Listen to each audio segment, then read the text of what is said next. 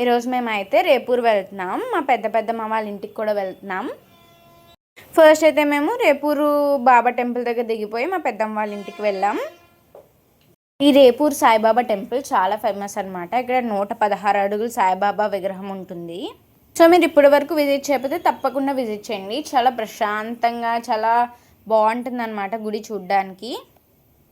ఇప్పుడైతే మా పెద్దమ్మ వాళ్ళ ఇంటికి వెళ్ళిపోయాం. మా పెద్దమ్మ మా కోసం కోకోనట్ రైస్, బంగాళదుంప కర్రీ, ఇంకా కాలీఫ్లవర్ కర్రీ, ఇంకా అరిసెలు, పొంగడాలు, సున్నుండలు, కాజాలు ఇవన్నీ పెట్టారు.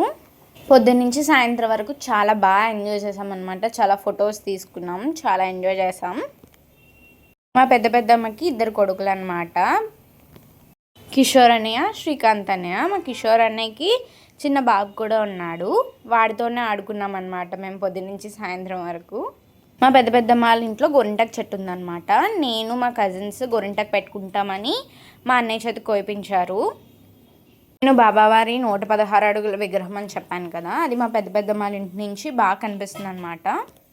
సో ఈవినింగ్ అందరం మ్యాన్మేకి వచ్చి బోల్డెన్ ఫొటోస్ తీసుకున్నాం. ఇంకా మా పెద్దమ్మ మినీ గార్డెన్ మీకు చూపిస్తాను.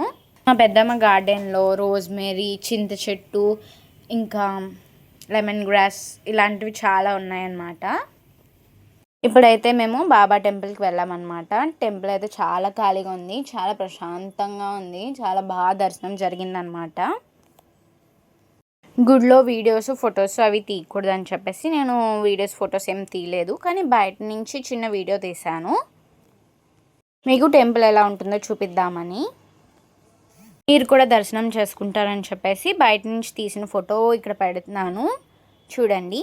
దర్శనం అయిపోయిన తర్వాత మేము ఆటో ఎక్కేసి ఇంటికి వెళ్ళిపోయామన్నమాట, మా తాతయ్య వాళ్ళ ఇంటికి. ఓకే ఫ్రెండ్స్, నెక్స్ట్ వ్లాగ్లో కలుద్దాం. Bye bye.